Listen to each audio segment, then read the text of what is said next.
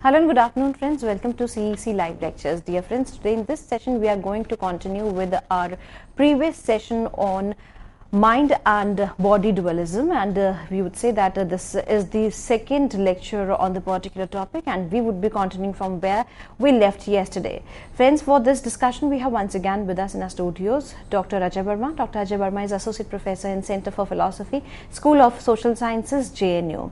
Friends, if you have queries, you might have heard yesterday's lecture, and you might be wondering with certain questions in your mind, and you wanted certain questions to be answered.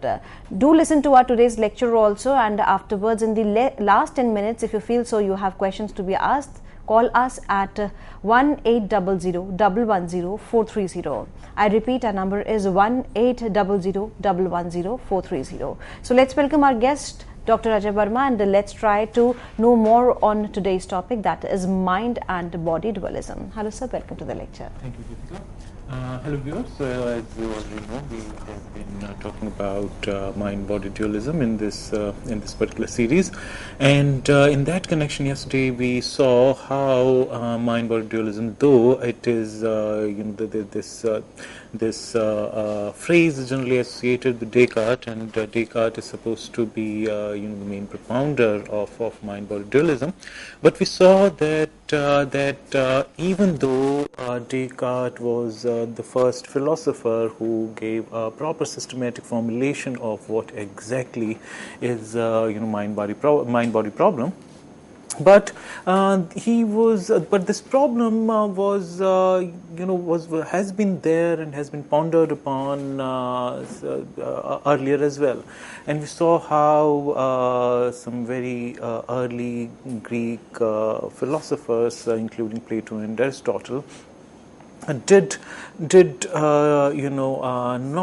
not so explicitly, but did implicitly talk about these issues, and we saw how the problem there was that since in our ordinary world we come across certain objects which are material in nature, but we generally think of them, we generally conceptualize them, we understand them, we know them to be as so and so.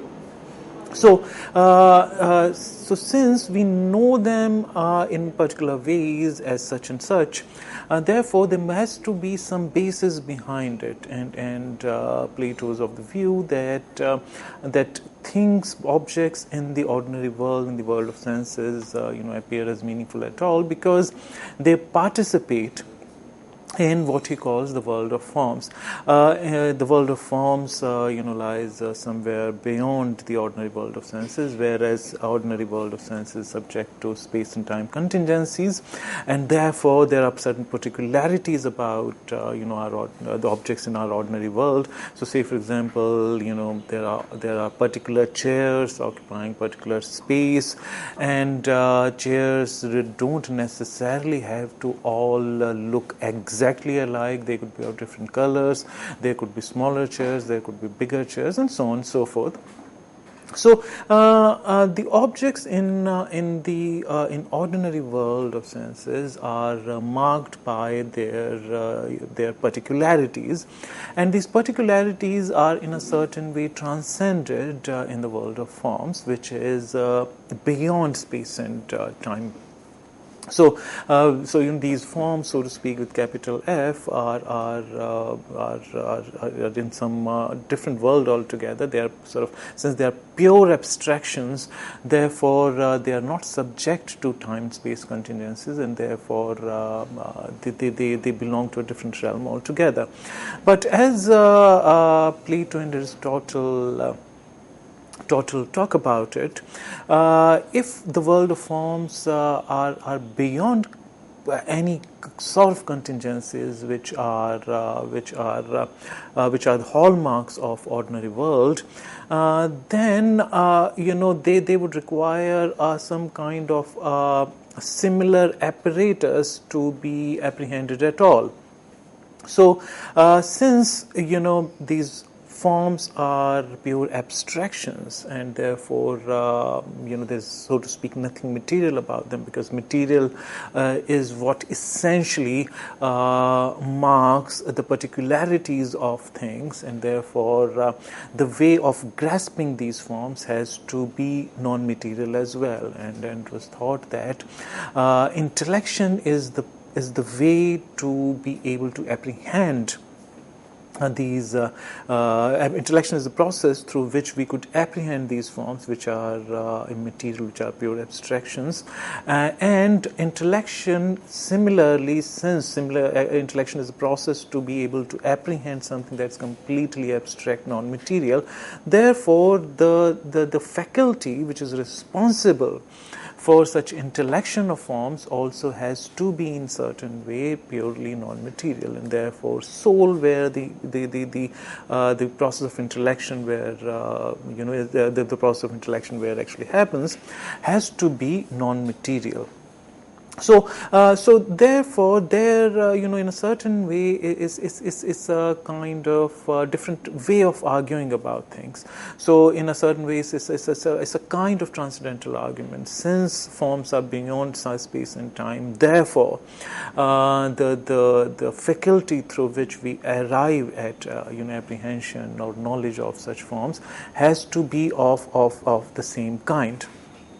So the idea overall here is that that even though Descartes,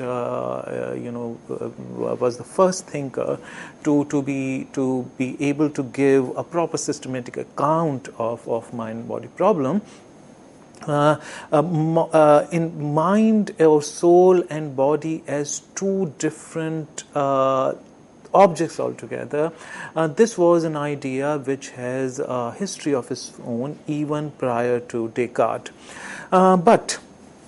But for all practical purposes, for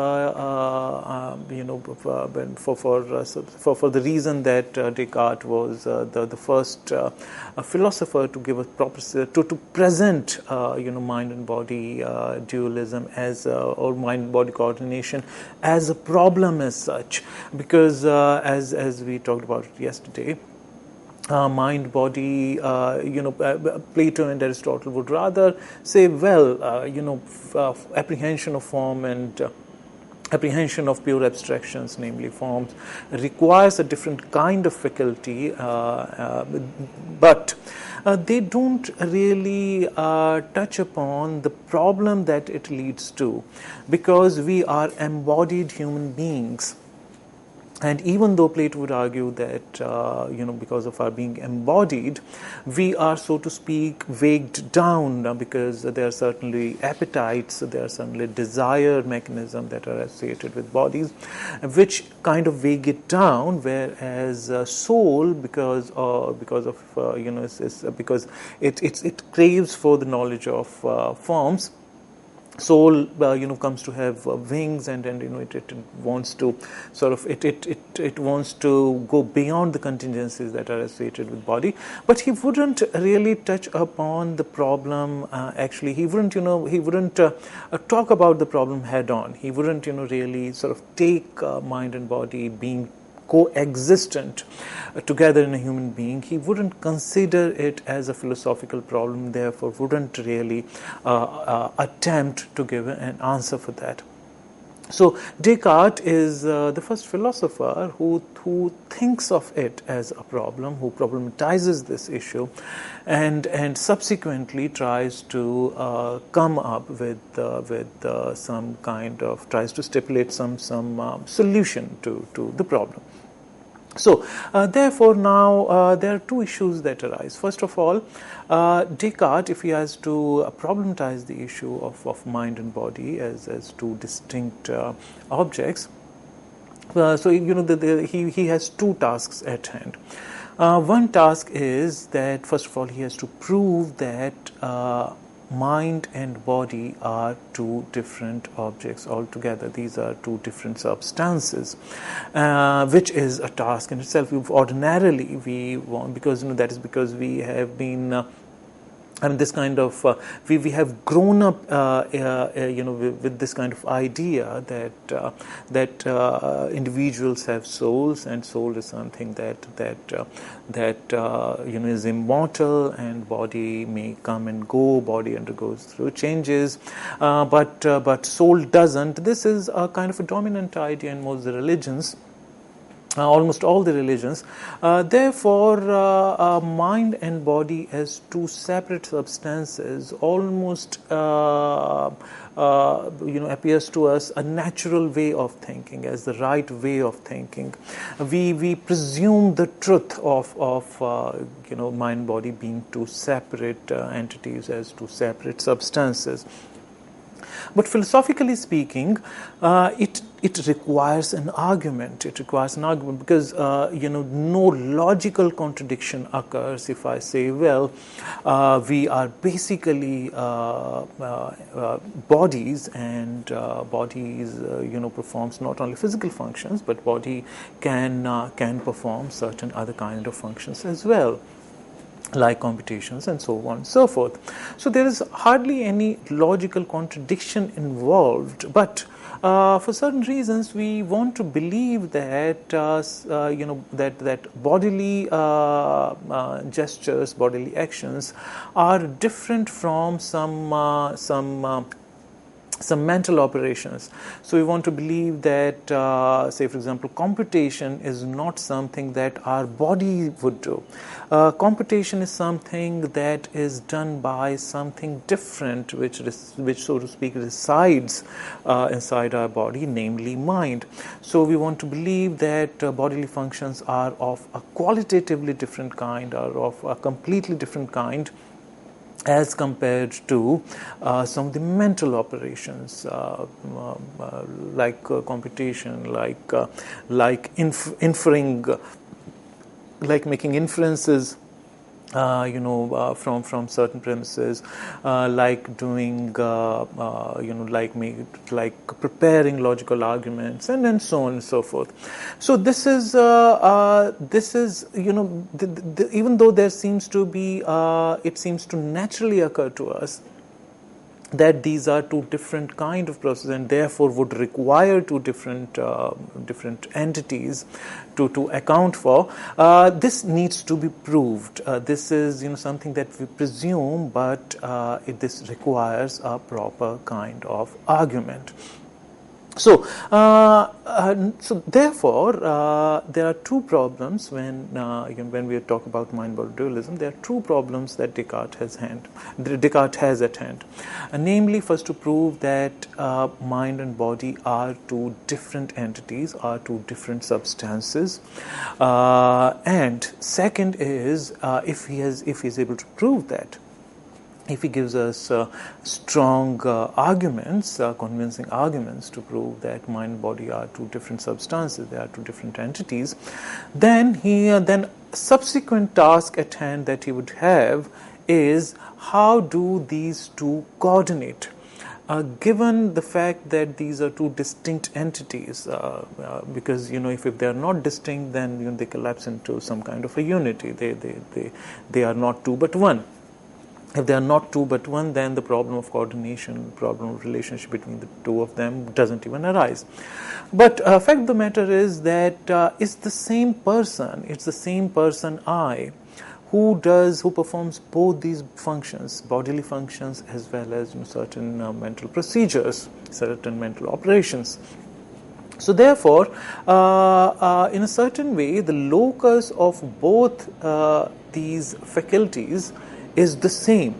But if the way Descartes would want to prove that mind and body are two separate substances, are two distinct entities, then the subsequent task at hand, the subsequent philosophical task at hand that he would have would be now to subsequently prove that there is some kind of coordination possible between the two of them, because the locus of two of them is same.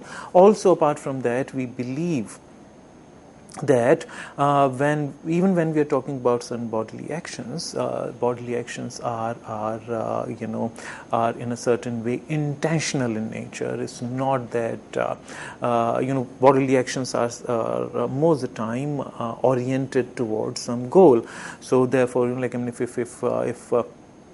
if I am moving my hand consciously, then most often, leaving out the cases of fidgeting, most often I am moving it for certain reason, because there is some task at hand. There's some task that I want to perform. It cannot be non-intentional. But since most of the bodily functions are intentional, goal-oriented, the intention has to arise somewhere. Now again, intending to do something, is something that is mental in nature. Decision making, forming a decision, is some kind of mental process, some kind of something that is associated with mind. But since bodily actions require some impetus, require some intention to do something, and that intention has to arise in mind, therefore all bodily functions would also ultimately have their origin in mind.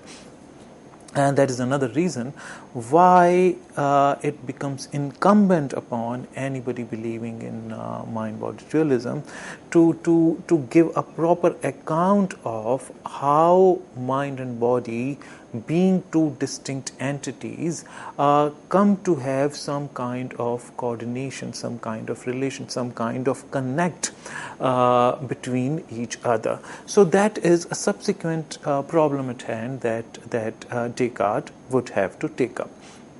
Now, having understood the general nature of the problem, and having looked at the history of the issue, now let's see what kind of argument Descartes has on offer. So, as we would know already, Descartes' main text, that is Meditations upon First Philosophy, basically, the main task that he takes up upon himself in this work is not to prove mind body as two distinct substances, and subsequently to prove that how the two kind of how the two of them connect with each other. As we know, this is something that kind of shows up as a problem in the course of something else, and that Descartes is doing in this particular text. As we know, Descartes, in his Meditations, is basically concerned with some kind of firm, indubitable foundations for knowledge. So Descartes thinks that the main concern of philosophy is to have some kind of definite idea about things. The main task of philosophy is to build a proper knowledge edifice which would have both these features of universality and universality and it has to be, it has to cut across time and space contingencies. So it has to have certainty, and it has to have universality. So these have to be two hallmarks of knowledge. But then, how to arrive at such kind of knowledge principles? So Descartes was of the view that any system of knowledge has to first of all have some firm foundations. So he like a mathematician, he wanted to have some firm premises, some firm kind of axioms from where he could sort of draw subsequent knowledge claims. So his idea was to first of all arrive at certain firm foundations. So almost like an architect. So to construct a house, first of all, we cannot start constructing a house by building, so to speak, proverbial castles in the air. We cannot, sort of construct several floors without having a proper foundation. And for the good health of the subsequent different stories of a building, they have to be constructed upon some very good firm foundation. And the strength of subsequent stories in a particular building would derive from the strength of its foundation. So therefore, it has to rely upon certain good firm foundation. Similarly, Descartes thinks that any knowledge edifice, any knowledge system, first of all has to procure, has to be constructed upon certain firm foundations. And how does one arrive at that? How does one construct that?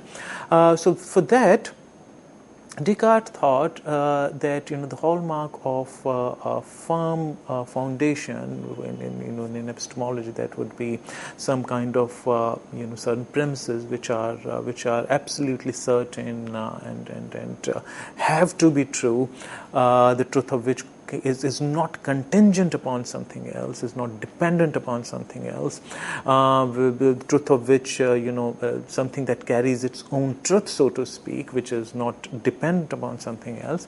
So one has to have that kind of, knowledge premises. And in order to arrive at such foundations of knowledge, Descartes thought one good method of going about it could be doubting. If you can doubt a particular piece of knowledge, if it could be doubted in a certain way, then for Descartes it doesn't come across as a good candidate to as a foundational principle for the knowledge edifice.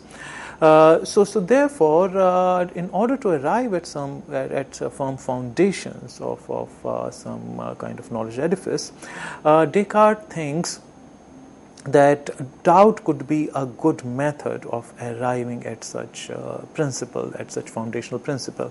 And therefore what it does is that he uses doubt as a method, and he thinks that one should start doubting whatever knowledge claims arise in one's mind, and eventually, if you hit upon certain knowledge claims, something, some kind of a belief, or any sort of proposition, the truth of which cannot be doubted, the truth of which is beyond doubt, then that could be that proposition could be taken as a principle of providing firm foundation. That could be taken as a foundational principle for constructing further knowledge claims. So he starts therefore doubting all knowledge propositions, and in the process of that, it is in the process of that he discovers that there are certain things, about ourselves which can be doubted, and there are certain other set of things about ourselves which we cannot doubt. So he begins with our sensory experiences. He says, it appears to me that whatever I see at the moment, whatever experiences, perceptual experiences that I am having right now, there is a certain immediacy about them. There is no denial to the fact that I'm having them right now, and therefore it may appear to me that because of their immediacy and because of my immediate connection with them, it might seem to me that they are good candidates to work as foundational principle for knowledge. As a matter of fact, this is how empiricists also would generally think about it. So, say for example, Hume also had this idea that all knowledge has to be traced back to some sensations. So, all knowledge, arises ultimately has its source in some sensation. So, experience, is the source of knowledge. That is also an idea that empiricists construct, therefore, the philosophy upon. So therefore, in a similar way, Descartes also thinks that our sensory experiences, we may want to believe, are the strongest candidates to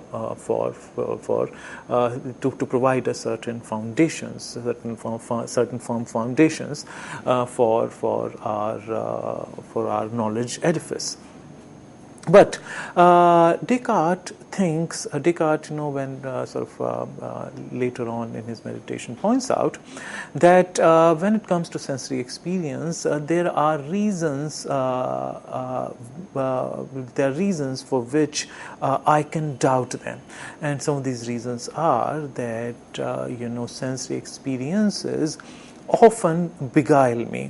So in it stands to our experience that often at times, our sensory experiences, our perceptual experiences are subsequently sublated, are subsequently further proven to be mere illusions.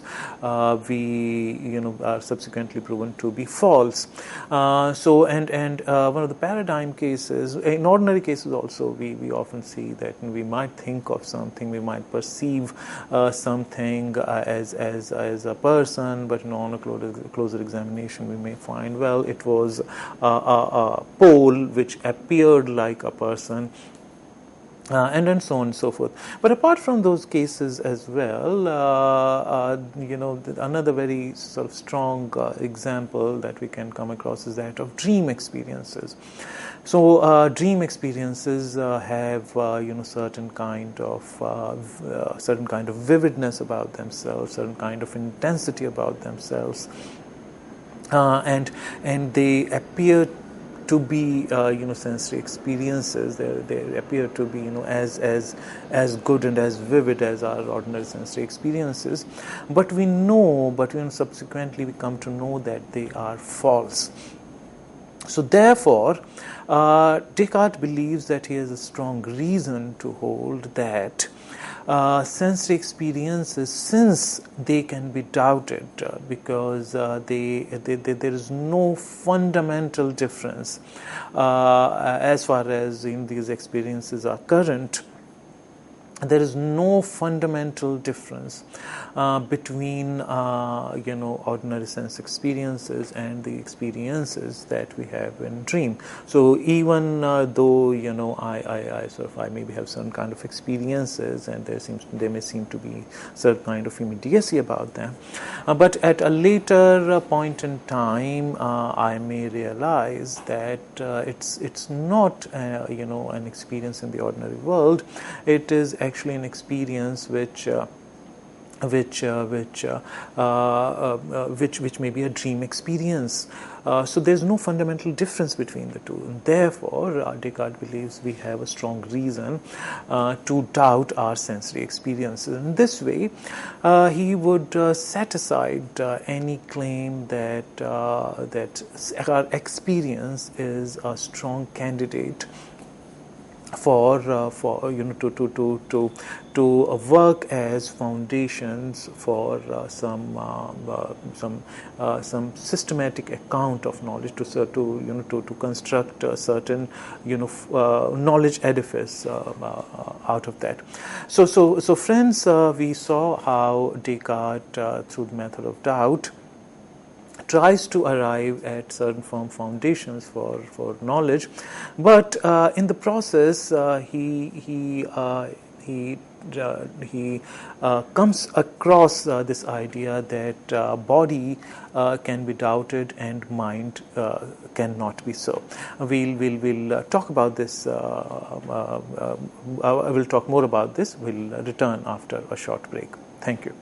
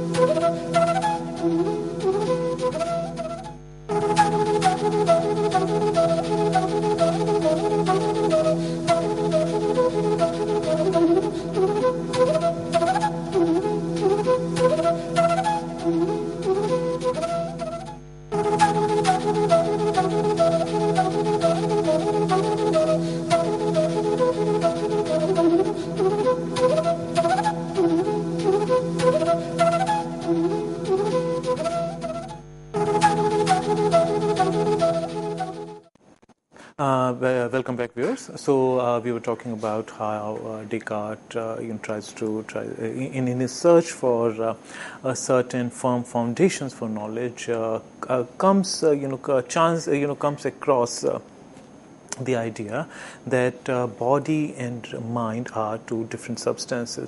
So we saw how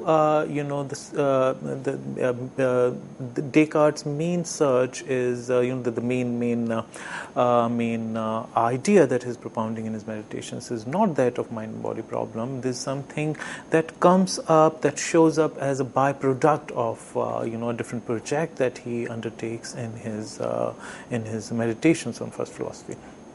So, therefore, when he in his search for firm foundations for knowledge, he uses doubt as a method. He realizes that experience, which becomes experience of the world, which becomes available to us through our sense organs, and sense organs are located inside our bodies, and since sensory experiences is not a good candidate for the foundation of knowledge, and similarly, since we can doubt our sensory experience and our judgments based upon that, but body is also something that we can doubt, because any kind of so to speak any kind of idea of body could be, is at the end of the day, is something that we have in our minds. So, since body is also a certain kind of experience, body, to have a body is tantamount to certain kind of, experience of being located inside, to be located in a particular kind of world, and so on and so forth. So it's a certain kind of experience, and therefore body can also be doubted, because it's a part of our experience. of being in the world. And since this idea, the body can be doubted, and therefore body and the sensory experiences that we receive through the body both become candidates for doubt. Whereas Descartes thinks that what cannot be doubted, though, is the thinking itself. The very fact that even when I doubt that I am doubting, it is a kind of doubt. Even when I think that I am not thinking, then it's a kind of thinking in itself. So to be thinking that I am not thinking is a certain kind of involves certain kind of contradiction, because believing that one is not thinking is a certain kind of thinking. So that I am doubting, and doubting being a certain kind of thinking, therefore I cannot doubt that I am I'm thinking right now. So only thing that one cannot doubt is the thinking itself. The only thing that one cannot doubt is the doubting itself, which means doubting being a form of thinking. Therefore Descartes arrives at the first principle, the foundational principle of knowledge, namely that something that I cannot deny, something that I cannot doubt, is that I am a thinking being. So, thinking being, my being a thinking being, my being an embodied being can be doubted, but my being a thinking being is something that I cannot doubt. And since thinking is done through mind and through soul, so soul is the seat of thinking. Therefore, mind is a different entity, and body, which can be doubted, is a different entity. So so therefore, in this way, Descartes tries to find a solution, tries to find an answer to the first problem that we had indicated in the beginning of the lecture. So earlier we had seen that whenever we are talking about mind-body problem, there are two issues at hand, especially when we are talking about dualism. So, in the context of mind-body dualism, first of all, we'll have to prove that mind and body are two distinct entities. They are two distinct substances. And Descartes, in answer to this first question, he says that yes, we have a reason to believe that mind and body are two separate substances, are two separate entities, because they are qualitatively different. Both of them have different properties.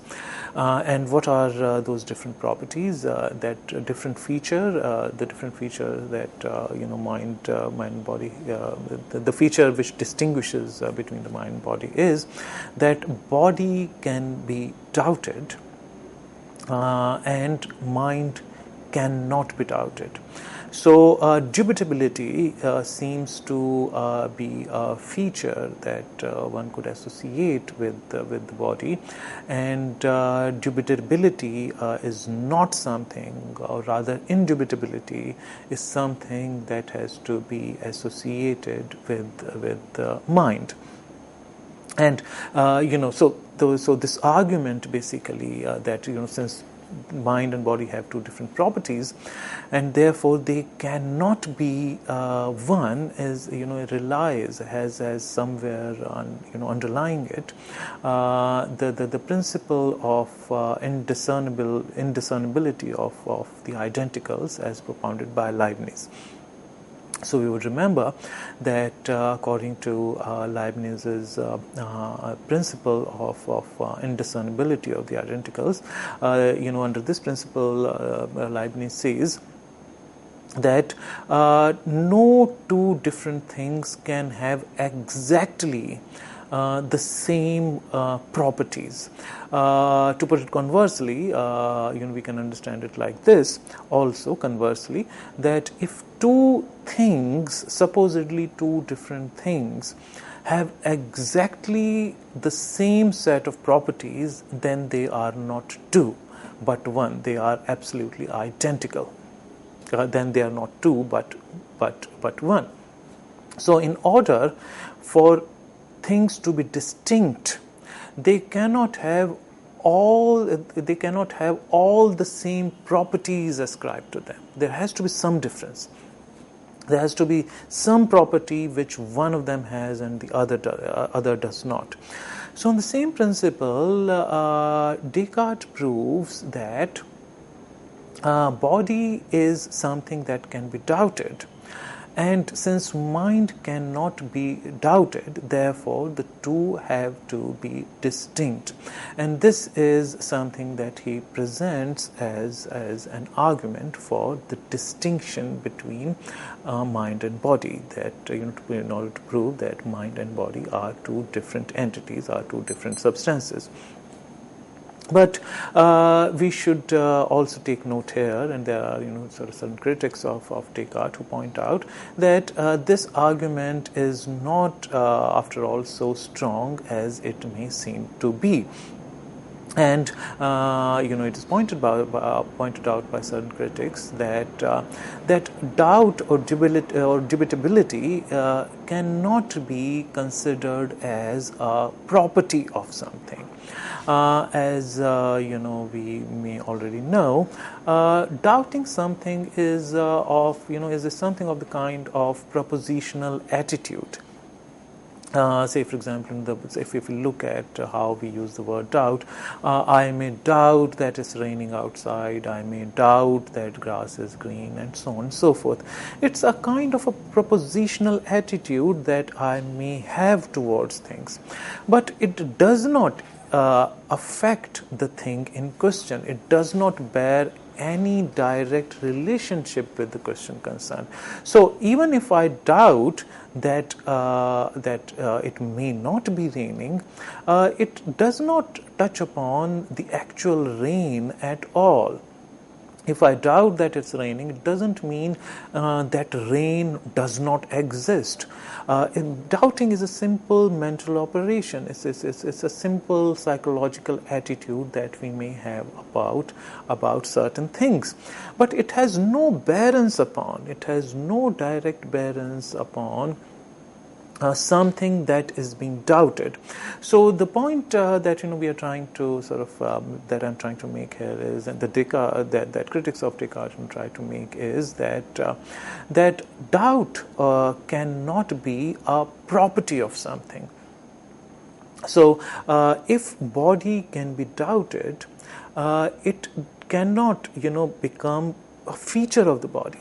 Doubt is something that arises in a person about an object, and it has nothing to do with the nature of the object. If I doubt something, it doesn't mean that it adds some kind of additional property to the body.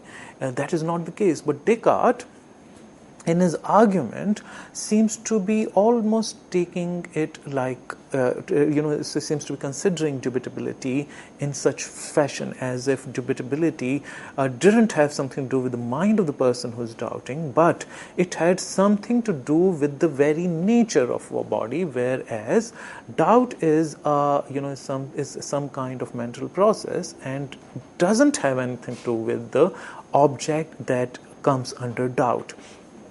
Similarly, if mind is something that cannot be doubted, it does not add in any way some kind of distinct property to mind. Irrespective of whether mind can be doubted or not, it is it has certain set of properties of its own, and it's being dubitable or indubitable, whether it can be doubted by somebody or may not be doubted by somebody, does not in any way add to the nature of mind, or does not in any way take away from the actual nature of mind. So the point here is that being doubtable.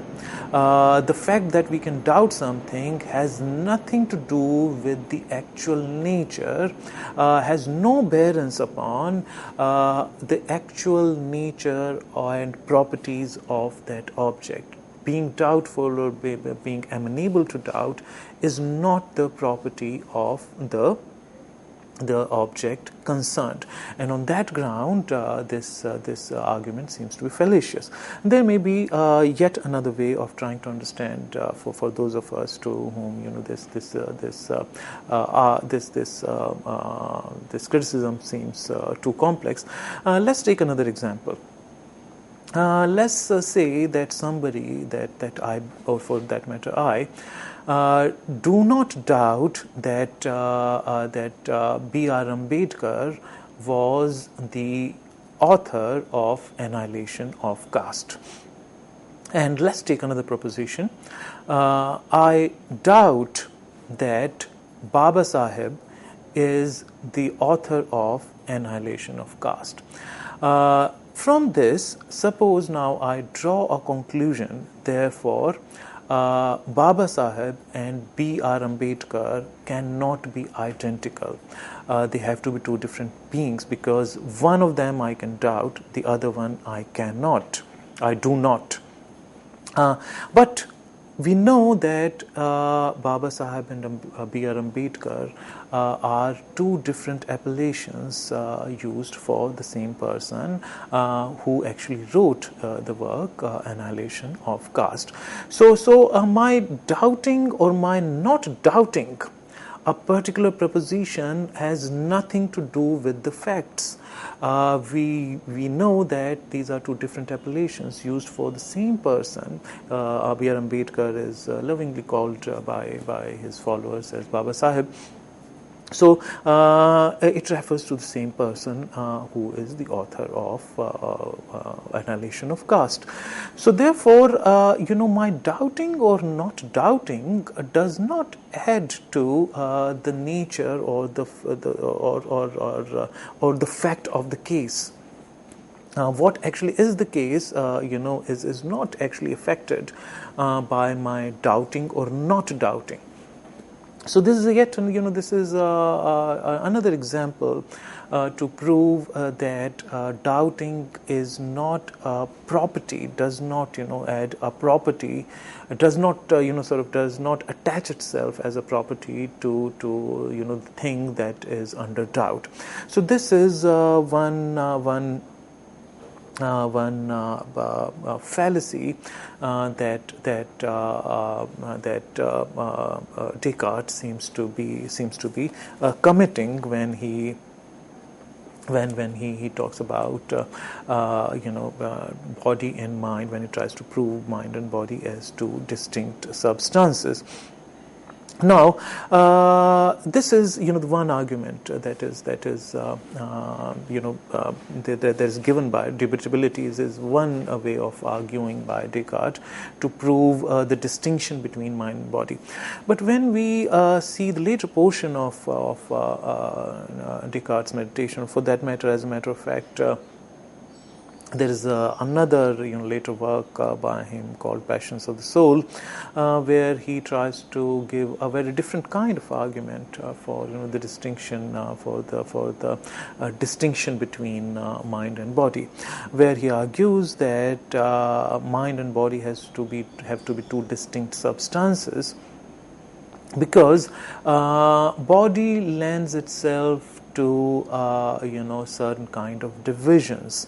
We know that body has different organs, has different parts, and we also know that certain parts could even be, say for example, parts like appendix, which do not perform any essential function apparently inside the body, so therefore those parts can even be removed.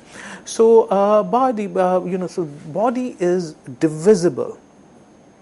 Body lends itself it comes across as divisible, whereas mind is something that is indivisible. We cannot conceive of mind as being divisible.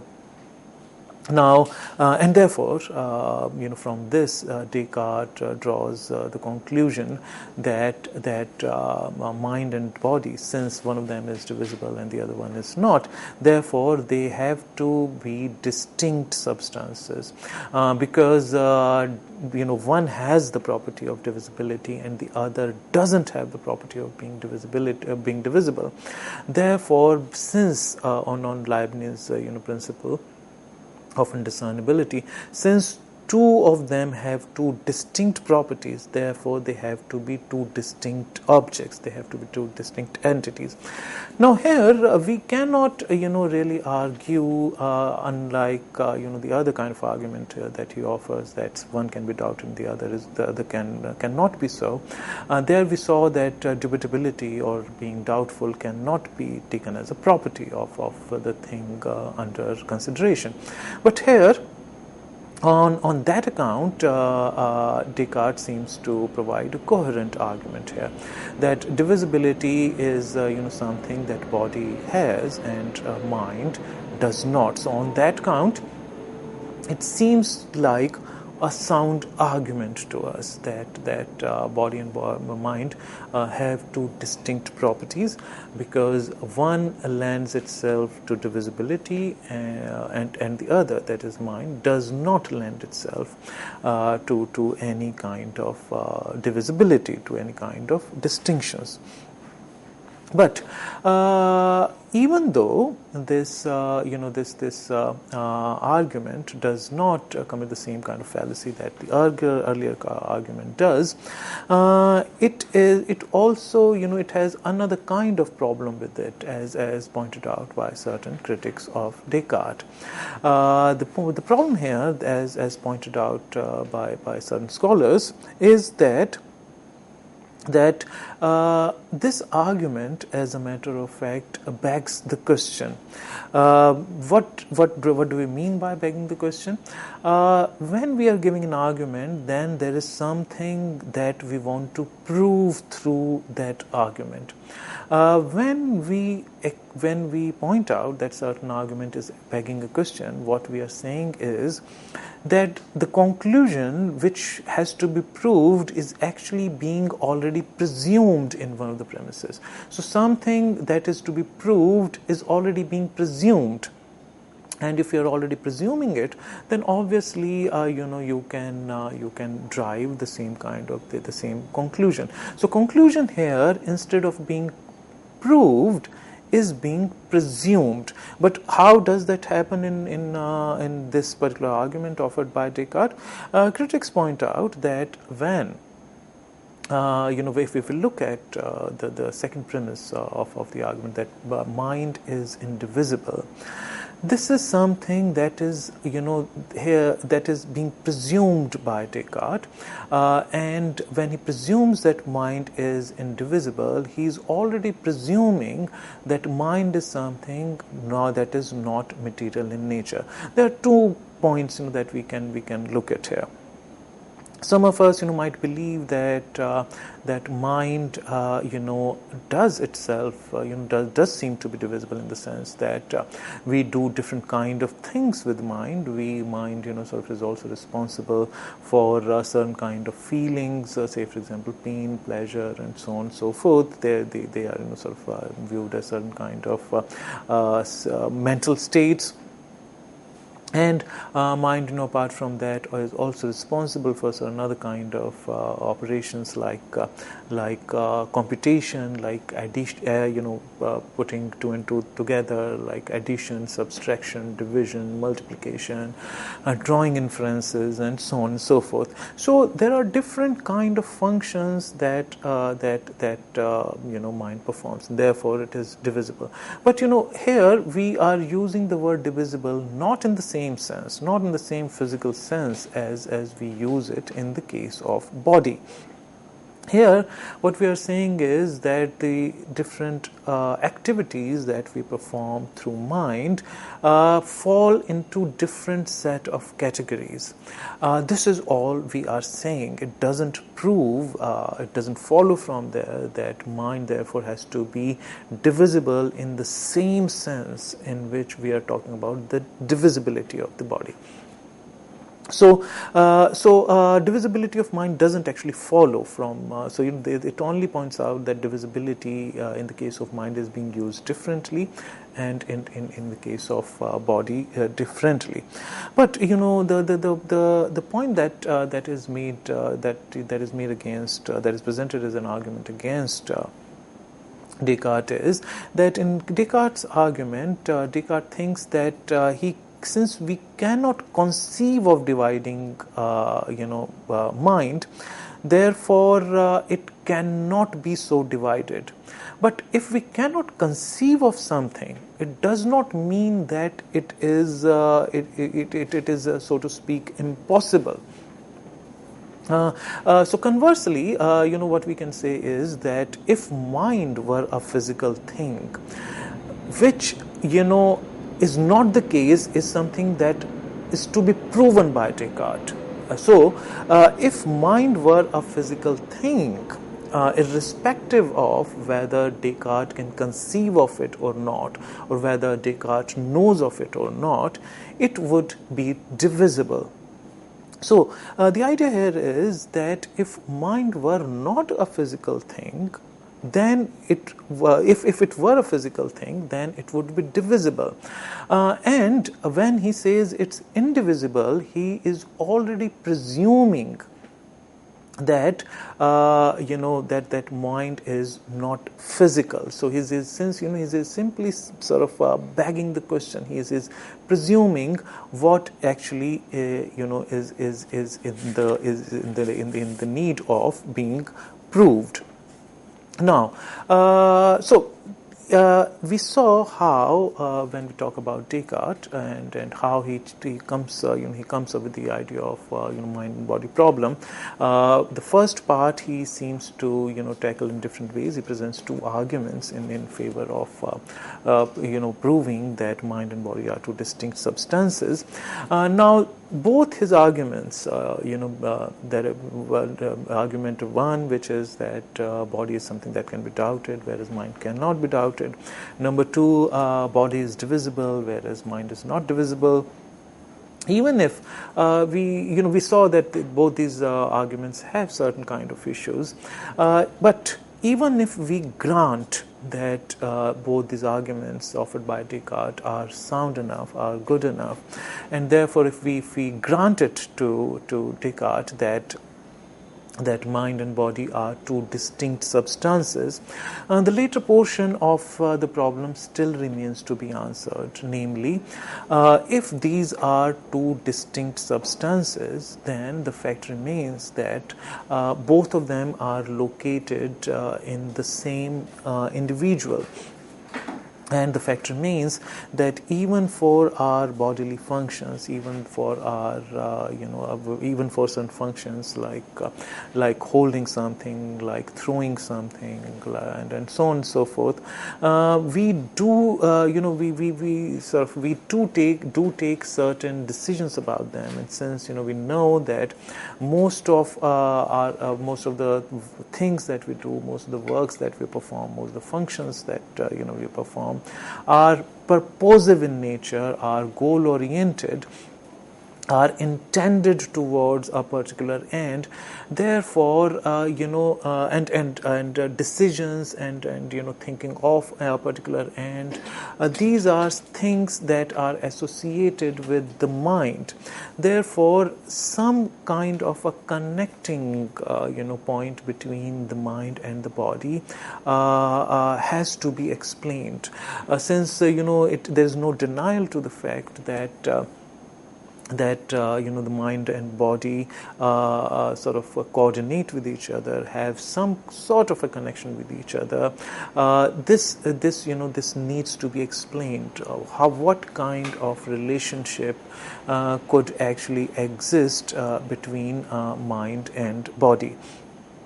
And that leads Descartes to a second question that needs to be answered by him. If mind and body are two distinct substances, then how these two distinct substances of which have two different nature altogether, how come that these two different entities having two entirely different nature, one of them being physical, the other being non-physical, one of them rather being there's a difference between physical and material, so it will be more appropriate for us to say that one of them is actually material in nature and the other presumably is not material in nature. So how could there be some kind of an interaction between these two different entities? So for that, Descartes tries to provide a certain answer to this problem as well. But because of the paucity of time, we wouldn't be talking about what kind of solution Descartes provides to it. His solution is called Interactionism, and we'll talk about what Interactionism means and how Descartes tries to explain this coordination between mind and body through Interactionism. We'll talk about it in our next lecture. So that's it for now. Thank you. With this note, thank you, sir. Thank you so very much. Dear friends, do write to us at info.cec@nic.in if you have any kind of a query, or if you want to give your suggestions for today's lecture. The lecture is going to be uploaded on YouTube soon. We would be meeting again and would be discussing more. Till then, take care. Goodbye. Thank you, sir. Thank you once again.